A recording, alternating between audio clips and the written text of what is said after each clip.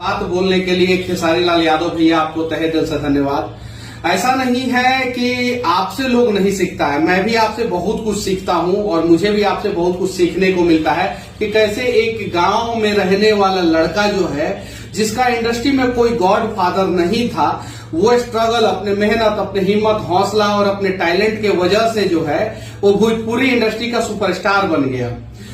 कैसे जो है आप YouTube पे पूरी दुनिया में छा गए।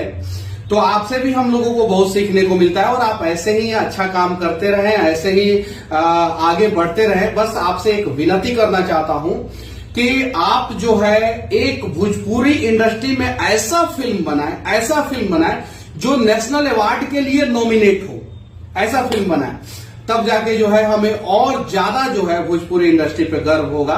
और उम्मीद है कि आप जल्द से जल्द ऐसा करेंगे जो भोजपुरी फिल्म जो है पूरे बिहार में नहीं पूरे देश में तहलका मचाएगा और उस फिल्म को नेशनल अवार्ड मिलेगा और बेस्ट एक्टर का अवार्ड जो है खेसारी भैया आपको मिलेगा। बस मैं यही दुआ करता हूं और बहुत जल्द जो है हम दोनों की मुलाकात होगी। जय हिंद भैया।